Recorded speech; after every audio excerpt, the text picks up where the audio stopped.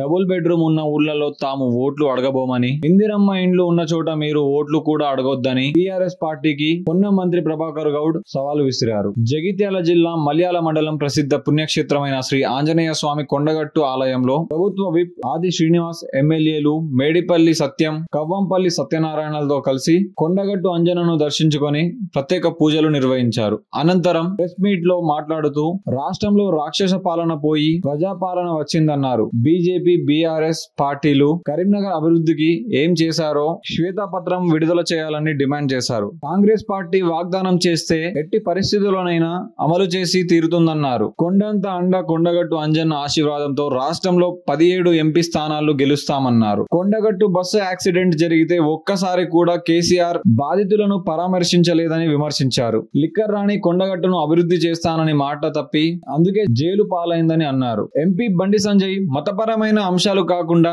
ప్రజలకు ఏం చేశారో చెప్పాలని డిమాండ్ చేశారు. రాముని అక్షింతలు, మరుగుదొడ్లు, ఉపాధి నిధులు కాకుండా కరీంనగర్ నియోజకవర్గానికి బండి సంజయ్ ఎన్ని నిధులు తీసుకొచ్చాడో బహిరంగ చర్చకు రావాలని సవాల్ విసిరారు. కారు నుంచి కాలు కింద బయటపెట్టని వినోద్ కుమార్ మార్నింగ్ వాక్ల పేర్లతో ఓటర్ల ప్రజలను మోసం చేస్తున్నాడని విమర్శించారు. ఎన్నికల్లో వినోద్ కుమార్ 4వ స్థానానికే పరిమితం అవుతాడని అన్నారు. వినోద్ సంజయ్లు అబద్ధాల ప్రచారం మానుకొని నియోజకవర్గానికి ఏం చేశారో చెప్పాలన్నారు. కొండగట్టు అంజన్న సన్నదిలో నుంచి ఎన్నికల పోరును ప్రారంభిస్తున్నామని తెలిపారు మంత్రి పొన్నం ప్రభాకర్ గౌడ్. మాకు హక్కు ఉంది.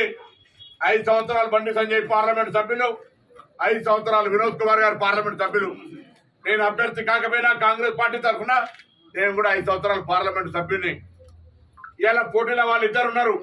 నేను పోటీలో లేకుండా నా పార్టీ అభ్యర్థి ఉన్నాడు. మేము బహిరంగంగా చర్చకు సవాల్ చేస్తా ఉన్నా. ఈ నియోజకవర్గ ప్రజలకు మీరు 5 సంవత్సరాల కాలంలో ఏం చేసిరో శ్వేతపత్ర రూపంలో చర్చకు వచ్చే ధైర్యం లేకపోతే శ్వేతపత్ర రూపంలో ప్రజలకు చూపెట్టండి. మేమేం చేసినామో ఈ నియోజకవర్గంలో ప్రజల ముందు మేము వస్తాం.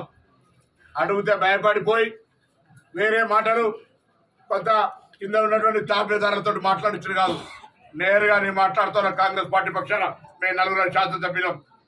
మీకు నిజంగా చేతనైతే ఈ నియోజకవర్గం మీద ప్రేమ ఉండి ఈ నియోజకవర్గ ప్రజలకు మీరు అభివృద్ధి చేసినట్టయితే, మీరంతా కూడా చాలా కాలంగా జర్నలిస్ట్ వృత్తిలో ఉన్నారు. మీకు తెలుసు, గతంలో కేసీఆర్ గారు కరీంనగర్ ఎన్నికల ప్రచారానికి వచ్చి ఆయన ఒక మాట చెప్పుకుంటూ, అరే నేను యజ్ఞాలు చేసినా, ఇంత పెద్ద యాగాలు చేసినా, నేనే పెద్ద హిందువులు, నాకంటే ఎవరు పెద్ద హిందుగాలు పొందుగాలంటే దాని ఎన్నికలు నినాదం చేసుకున్నటువంటి గెలిచిన నువ్వు ఆ నినాదం అమలు కొరకు ఈ పార్లమెంట్ నియోజకవర్గంలో ఉన్న కొండగట్టుకి ఏం చేసినావు, వేములవాడకి ఏం చేసినావు, ఏ దేవాలయాలకు ఏం చేసినావు అని బండి సంజయ్ గారిని అడుగుతా ఉన్నా. కొండగట్టుకి ఏమైనా చేసిందా? ఎన్నికల కొరకు రాముడిని వాడుకొని, ఎన్నికల కొరకు హనుమంతుని వాడుకుంటే అదే హనుమంతుని దగ్గరికి వచ్చి, అయ్యా ఈ రాముని ఎన్నికల కొరకు నరేంద్ర మోడీ ఫోటోలు పెడతలేరు, పెద్ద పెద్ద రాముని ఫోటోలు పెడుతున్నారు. ఎందుకు రాముని ఫోటోలు? బండి సంజయ్ నువ్వేం చేసినావు చెప్పుకొని ఓట్లు అడుగు. ఇక ఆయన వినోద్ రావు ఎన్నడూ ఎవరికి కలిసేది లేదు, సామాన్యులకి చేయి కూడా కలిపేది లేదు. చెప్తాను, సవాల్ చేస్తా ఉన్నాను. లేకపోతే నేను పెద్ద ఆ పార్టీలో తెచ్చినా ఈ పార్టీలో 5 ఏళ్ళు ఏం చేసినావు? 5 సంవత్సరాలు నీకు కాదు, నీకు బోనస్ ఇస్తా. నీవు కానీ నీకంటే ముందున్న కేసీఆర్ 10 ఏళ్లల్లా ఈ కరీంనగర్ పార్లమెంట్కి ఏం చేసినావు చెప్పు. ఎన్నికల కొరకు వాడుకున్నారు, తెలంగాణ నిర్ణయాల కోసం వాడుకున్నారు తప్ప ఈ జిల్లా ప్రజలకు ఈ నియోజకవర్గం ఏం చేసినారో చెప్పమని అడుగుతా ఉన్నా. ఎన్నికలు రాగానే మళ్ళీ కొత్త వేషాలు వేసుకొని ప్రజలను మభ్యపెట్టడానికి వస్తా ఉన్నారు. ప్రజలు జాగ్రత్తగా ఉండాలని కోరుతా ఉన్నాం. కాంగ్రెస్ పార్టీ ఎలా తెలంగాణ ఇవ్వడంతో పాటుగా తెలంగాణ ఇవ్వక ముందు అధికారంలో ఉన్నప్పుడు కూడా మేము ఏదైనా వాగ్దానం చెప్తే అమలు జరగదు చూపెట్టండి. ఇలా టీఆర్ఎస్ పార్టీని సవాల్ చేస్తా ఉన్నా. డబల్ బెడ్రూమ్ కట్టిన ఊర్లలో మేము ఓట్లు అడగాం. ఇందిరమ్మ ఇళ్లను కట్టిన కానీ మీరు అడగకండి. రైతు బంధు గురించి చర్చ చేస్తున్నారు. రైతు బంధు ఎవరికైనా రానులను పెద్ద పెద్ద రైతులుంటే వాళ్ళు ఓట్లు అడుకోండి. మేము రైతు బంధు 100% ఒక ఏరియా ఒక సెక్టార్ వరకు ఇచ్చినాం, మిగతా వాళ్ళకు కూడా ఇస్తాం. ఆ ఏరియా లోపల మీరు ఓటు అడిగే హక్కు లేదు. ప్రతిదాన్ని రాజకీయం చేసే ప్రయత్నం చేస్తారు మీరు. ఇలా మీ పరిస్థితి ఇంతకుముందు ఆర్ శ్రీనివాస్ గారు, డాక్టర్ గారు చెప్పినట్టుగా, సత్యం గారు చెప్పినట్టుగా ఏమవుతుందో తెలిసే పరిస్థితి. 10 సంవత్సరాలు మీరు తెలంగాణ మెడల్ తెచ్చినామని చెప్పి, మంచి తెచ్చినామని చెప్పిన పార్టీ మీరు నా కుప్ప కూలిపోతుంటే, టికెట్లు ఇచ్చిన వద్దు అని ఉరుకుతుంటే కొత్త మార్నింగ్ వాక్ షురూ చేసిండు ఒక ఆయన. అంతకుముందు కారు దిగి నడిచి ఒక గుంపు ఒక ఇబ్బంది ఉంటే కూడా సహాయం చేయలేరు. ఆఖరికి అంతెందుకు నేను దేశం మీద అన్నం మొత్తం గంజులో ఉన్న మెతుకులు మొత్తం ఎవరు కూడా చూడరు. ఒకటి మానవత్వానికి లేదా ప్రజల యొక్క ఆలోచనను స్పందింపజేయడానికి ఒకటి ఆలోచన ఉంటుంది. ఏం ఆలోచన? కొండగట్టు యాక్సిడెంట్ ప్రత్యక్ష నిదర్శనం. ఈ యాక్సిడెంట్ అయితే కేసీఆర్ గారు కనీసం ఒక్కసారి మానవత్వం కొంత వచ్చిందా? కానీ ఏ ముఖం పెట్టుకొని వచ్చాడా? నేను అబద్ధం చెప్తానా? ఏ ముఖం పెట్టుకొని ఏ ఓట్లాడడానికి వస్తారు? కనీసం ఆ కుటుంబాలను ఇయ్యాల్లో కూడా అనారోగ్యంతో ఇతరత్ర అనేక ఇబ్బందులు పడుతుంటే ఆదుకోవడానికి ఏమైనా సహకారం చేసినా? ఇది పరిస్థితి. కొండగట్టు అంజన్న దగ్గర ఇలా లిక్కర్ కింగ్ ఇంకా లిక్కర్ రాణి ఇలా పూజ చేసి అంబేద్కర్ ఎక్కడ హనుమంతుడు పెద్ద ఫోటో కట్టిరా స్థూపం ఉండొచ్చా? పెద్దగా కడతా అంటారు కదా, ఇక్కడ పెద్ద కడతా అన్నది కాలే మాట ఇచ్చి తప్పు దూకుంటాడా అంజన్న పంపిణీ చేయలేదు.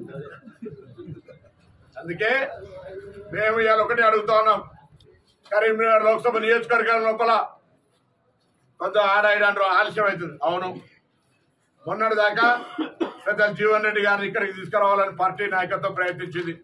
వారు మనందరం కూడా మాట్లాడినప్పుడు కూడా నేను అక్కడ నిజామాబాద్ నుంచి నా నియోజకవర్గం ఉంటుంది, ఆ 2 నియోజకవర్గాల మెజార్టీతో నేను గెలుస్తా అనే ఆలోచనతో అక్కడ చేస్తాను. దాని తదుపరి జరుగుతున్న పరిణామాల్లో పార్టీ నాయకత్వం ఆలోచన చేస్తూ ఉంది. పార్టీ నాయకత్వం ఎప్పుడు కూడా శాసనసభ్యులు చెప్తే ఎంపీ టికెట్లు ఇయ్యరు, ఎంపీలు చెప్తే ఎమ్మెల్యే టికెట్లు ఇస్తారు. కాబట్టి పార్టీ నాయకత్వం అన్ని ఆలోచన చేసి ఇవాళ ఇక్కడ అభ్యర్థులు ఎవరో పంపుతారు, అభ్యర్థి ఉండడానికోనే ప్రచారం ప్రారంభం చేస్తున్నాం. కాంగ్రెస్ పార్టీ అభ్యర్థి గెలుపు అవసరం. ఇవాళ ఈ నియోజకవర్గ ప్రజలకు అవసరం ఉంది, ఈ రాష్ట్రానికి అవసరం ఉంది. ఫెడరల్ సిస్టంలో ఇవాళ తెలంగాణలో కాంగ్రెస్ పార్టీ అధికారంలో ఉంది. మా ముఖ్యమంత్రి రేవంత్ రెడ్డి గారు మా కాంగ్రెస్ పార్టీ ఆనాడు సెప్టెంబర్ 17 నాడు విజయపేరి తుక్కుగూడ సభలో ఇచ్చినటువంటి వాగ్దానాలు ఒకరికొకరు నెరవేర్చుకుంటూ పోతా ఉన్నాం. భవిష్యత్తు హామీలన్నీ అమలు చేస్తామనేటువంటి ధైర్యాన్ని ప్రజలకు ఇస్తారు. అవన్నీ అమలు చేయాలంటే మాకు అంజన్న స్వామి బలం లెక్క 17 మంది ఎంపీల బలం కావాలి, అలా కరీంనగర్ ఎంపీ బలం కూడా కావాలి. ఇలా కేంద్రంతో మాకు ఘర్షణలే. గతంలో కేసీఆర్ కేంద్రంతో చిన్న అంశాలు రాజకీయంగా అంతకుముందేమో అబ్బ నరేంద్ర మోడీ అన్నాడు, దాని తర్వాత గబ్బు నరేంద్ర మోడీ అన్నాడు. కానీ దోస్తాను మాత్రం బరాబర్ చేసుకున్నారు. ఢిల్లీలో దోస్తాను, గల్లీలో గుర్తు చేసుకున్నారు. పార్లమెంట్ అన్ని బిల్లులకు సపోర్ట్ చేసిన వీళ్ళు ఇలా అనుసరిస్తూ నిరంకుశ విధానాలతోటి తెలంగాణ ప్రజలందరినీ కూడా ఏ విధంగా పీడించారో మనం చూసినాం. రాష్ట్రంలో రాక్షస పాలన పోవాలి, ప్రజా పాలన రావాలని మన రాష్ట్ర మంత్రివర్యులు గౌరవనీయులు పొన్నం ప్రభాకర్ గారు, ప్రభుత్వ విప్పు ఆది శ్రీనివాస్ గారు, మా మానకొండూరు శాసనసభ్యులు డాక్టర్ కవంపల్లి సత్యనారాయణ గారు, మేము ఈ రాష్ట్రంలో నిరంకుశ పాలన పోవాలి, ప్రజా పాలన రావాలని చెప్పి కొండగట్టు అంజన్నకు ఆనాడు మేము ముడుపు చెల్లించడం జరిగింది. ఇలా కొండగట్టు అంజన్న ఆశీస్సులతోటి ఈ రాష్ట్రంలో గౌరవ ముఖ్యమంత్రి రేవంత్ రెడ్డి గారి నాయకత్వంలో ప్రజాపాలన వచ్చింది. ప్రజాపాలనకు అనుగుణంగానే 4 నెలల వ్యవధిలోనే మేము ఇచ్చినటువంటి ఎన్నికల హామీలను ఒక్కొక్కటిగా అమలు చేస్తున్నాం. భవిష్యత్తులో మేము ఇచ్చిన ప్రతి హామీని కూడా నిలబెట్టుకుంటామని చెప్తూ రానున్న పార్లమెంట్ ఎన్నికల్లో భారతదేశంలోనే తెలంగాణ రాష్ట్రం నుంచి అత్యధిక పార్లమెంట్ స్థానాలు ఇచ్చి రాహుల్ గాంధీ గారిని ప్రధానమంత్రి చేయడం కోసం యావత్ కాంగ్రెస్ పార్టీ నాయకులందరం కూడా, కాంగ్రెస్ పార్టీ కార్యకర్తలందరం కూడా సమిష్టిగా కొట్లాడి ఈ కరీంనగర్ పార్లమెంట్ స్థానాన్ని గౌరవ పెద్దలు పొన్నం ప్రభాకర్ గారి నాయకత్వంలో పార్టీ అధిష్టానం ఎవరికి టికెట్ ఇచ్చినా వారి విజయం కోసం కృషి చేస్తూ ఖచ్చితంగా గెలిపించి రాహుల్ గాంధీ గారిని ప్రధానమంత్రి చేయడానికి మేమందరం కంకణం కట్టుకున్నాం. బీఆర్ఎస్ పార్టీగా మారిన రోజే, తెలంగాణ పదాన్ని వాళ్ళ పార్టీ నుంచి తొలగించుకున్న రోజే తెలంగాణ ప్రాంత ప్రజలతో పేగుబంధం తెగిపోయిందని చెప్పి ప్రజలు భావిస్తున్నారు. మళ్ళీ మీ తెలంగాణ కోసం అది ఉద్యమం చేస్తాము, తెలంగాణ కోసం పోరాటం చేయము, పార్టీ గుర్తించుకొని ఓటు చేయమంటున్నాం. తెలంగాణ పదాన్ని మీ పార్టీ నుంచి తొలగించుకొని బీఆర్ఎస్ పార్టీగా మారిన రోజే తెలంగాణ ప్రజల ప్రాంత ప్రజలతో పేగుబంధం తెగిపోయిన మిమ్మల్ని ఎందుకు నమ్మడం అనేది మాట్లాడుతున్నారు. ఈరోజు వినోద్ కుమార్ గారు కొత్తగా వచ్చి మార్నింగ్ వాక్యులు చేస్తున్నారు. మార్నింగ్ వాక్ ఇన్ను ఎటువైంది మా ప్రాంతాన్ని ఉంటున్నారు. మా దగ్గర సిరిసిల్లాలో కాకతీయ టెక్స్టైల్ పార్క్ రావాల్సి ఉంటే ఈయన ఆ ప్రాంతం తరలించిపోయింది. ఎందుకని మేము అంటలేము, నీకు ఆ ప్రాంతంపై మమకారం ఉండి ఈ ప్రాంతంలో ఓట్లు ఎందుకు అడుగుతున్నావు అంటున్నాం. ఎక్కడైతే ఓట్లు అడుగుతున్నారో ఆ ప్రాంత ప్రజల కష్ట సుఖాలు పాల్పంచుకునే ప్రయత్నం చేయదు కదా అంటున్నాం. ఓవైపు రైతన్నులను అడ్డు పెట్టుకొని కేసీఆర్ గారు, కేటీఆర్ గారు, వినోద్ కుమార్ గారు, మరోవైపు రైతన్నులను అడ్డు పెట్టుకొని ఎన్నికలు గెలవాలనుకుంటున్నాం. ఈరోజు రైతన్నల గురించి మాట్లాడే అర్హత లేదు వీళ్ళకు, నేతన్నల గురించి మాట్లాడే అర్హత లేదని నేను చెప్తున్నాను. 9.5 సంవత్సరాల అధికారులు ఉన్నప్పుడు ఇదే చొప్పది నియోజకవర్గంలో, మా వేల నియోజకవర్గంలో, ఉమ్మడి కర్నూలు జిల్లాలో వడగండ్ల వల్ల నష్టపోయిన రైతాంగానికి ఎకరాకు 10,000 రూపాయలు ఇస్తామని జీవో తీసుకొచ్చింది. అన్నా పైసలు ఇవ్వలే. జీవో మాత్రం ఎన్నికల ముందు రిలీజ్ చేసినని అన్నా పైసలు ఇవ్వలే. మళ్ళీ వీళ్ళొచ్చి ఈరోజు కొత్తగా రైతులను అడ్డు పెట్టుకుని రాజకీయం చేయాలని చెప్పని 25,000 ఇవ్వాలని చెప్పంటున్నారు. ఏసీ ప్రభుత్వం సిద్ధంగా ఉంది. మా తుమ్మల నాగేశ్వరరావు వ్యవసాయ శాఖ మంత్రి చెప్పడం జరిగింది. ఎక్కడైతే రైతుకు ఎండిపోయినటువంటి పంటలు ఉంటే వారికి తప్పనిసరిగా ఆదుకుంటామని గతంలో మేము ఆదుకుంటాం. హెక్టార్కి ఇంత డబ్బిచ్చేవాళ్ళం. బంగారు తెలంగాణ పేరిట వీళ్ళు అధికారులకు వచ్చిన తర్వాత రైతు సంక్షేమాన్ని మొత్తం మర్చిపోయి గతంలో నాగళ్ళు ఇచ్చేవాళ్ళం, పైప్ లైన్లు ఇచ్చేవాళ్ళం, పనిముట్లు ఇచ్చేవాళ్ళం. ఈరోజు ఎక్కడైనా వడగల వల్ల నష్టపోయినా, ఎండిపోయినా వారికి హెక్టార్కి ఇంత అని చెప్పి నష్టపరి ఇచ్చేటువంటి సందర్భం ఆనాడు కాంగ్రెస్ పార్టీ టైంలో. మళ్ళీ ఇప్పుడు కూడా కాంగ్రెస్ పార్టీ టైంలో రైతుల కోసం ఆ కార్యక్రమాలు తీసుకోవడం కోసం ప్రభుత్వం ప్రయత్నం చేస్తున్న మాట సందర్భం చెప్తూ పీకల్లో కష్టాల్లో కూరుకుపోయింది. అసలు పోటీలో లేదు టీఆర్ఎస్ పట్టాడు. మీ వంటలో ఈ మాట వరంగల్ బీఆర్ఎస్ పార్టీ అభ్యర్థిగా కడియం కావ్య గారిని మీరు ప్రకటిస్తే నేను పోటీ చేయడానికి సిద్ధంగా లేని బీఆర్ఎస్ పార్టీ పక్షాన. ఎందుకంటే పత్రిక చూస్తున్న ప్రతిరోజు భూ కబ్జాలు, ఫోన్ ట్యాపింగ్, కవిత వైపు లిక్కర్ కేసులో ఢిల్లీలో జైల్లో అవినీతి మరకలు, అవినీతి అక్రమాలు టీఆర్ఎస్ పార్టీ ఒకటి బయటపడుతుంది. కాబట్టి నేను బీఆర్ఎస్ పోటీ అంటున్నాను. కేటీఆర్ గారు, కేసీఆర్ గారు ఎక్కడికి వెళ్ళినా ముఖం చాటేస్తున్నారు. స్థానిక శాసనసభ్యులు, స్థానిక పార్లమెంట్ సభ్యులు ఏకంగా పార్టీలే మారిపోతున్నారు. దీనికి కారణం గత ఎన్నికల్లో బీఆర్ఎస్ పార్టీ సర్కార్ను కోల్పోయిన తర్వాత కేసీఆర్ గారు మనోధైర్యాన్ని కోల్పోయింది. అసెంబ్లీ నడుస్తున్నప్పుడు కూడా రాలేకపోయిన పరిస్థితుల్లో ఎంపీలందరూ కూడా మనోధైర్యం కోల్పోయిండు. ఫామ్ హౌస్ కి ఇంటిగా పరిమితమైంది. కాబట్టి మా దారిని చేయాలంటే 500 రూపాయలను 500 కోట్ల రూపాయల బాండ్లను తీసుకోవాల్సి వచ్చింది. డిఎల్ఎఫ్ సంస్థ 272 కోట్లు, మెగా ఇంజనీరింగ్ సంస్థ 900 కోట్లు. అవినీతి ఎక్కడ పోయింది? మోడీ గారు అవినీతి అంటగడతారన్నారు కదా. మరి జన్ ధన్ యోజన కింద నల్లధనాన్ని తీసుకొచ్చి ప్రతి అకౌంట్ లో 15 లక్షలు వేస్తా అన్నారు. మరి ఇవన్నీ ఎక్కడ పోయినాయి? కాబట్టి దయచేసి నేను మనం ప్రజలందరికీ కూడా నేను విజ్ఞప్తి చేస్తా ఉన్నాను. పత్రిక ముఖంగా అవినీతి పరమైనటువంటి బీజేపీ మాటలు మాత్రమే చెప్పి మాటలకు మాత్రమే పరిమితమైనటువంటి బీజేపీ ఎన్నికల బాండ్లతో వాళ్ళ అవినీతి బయటపడ్డది.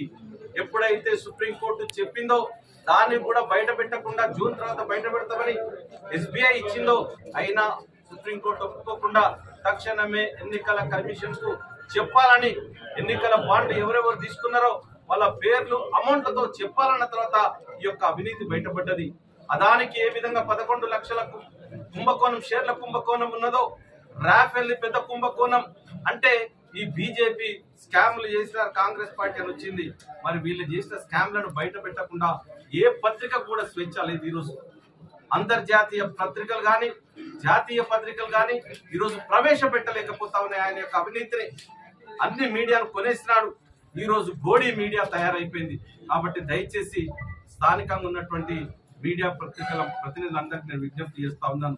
ఈసారి ప్రజాస్వామ్యం బ్రతకాలంటే, రాజ్యాంగం పరిరక్షించబడాలంటే తప్పకుండా కాంగ్రెస్ పార్టీ అధికారంలోకి రావాలి. ఆంజనేయ స్వామి దేవాలయంలో పూజలు చేసి ఈ రోజు ఇక్కడ నుండి కాంగ్రెస్ పార్టీ యొక్క ఎన్నికల ప్రచారాన్ని అంజన్నకు మొక్కి ప్రారంభిస్తా ఉన్నాం.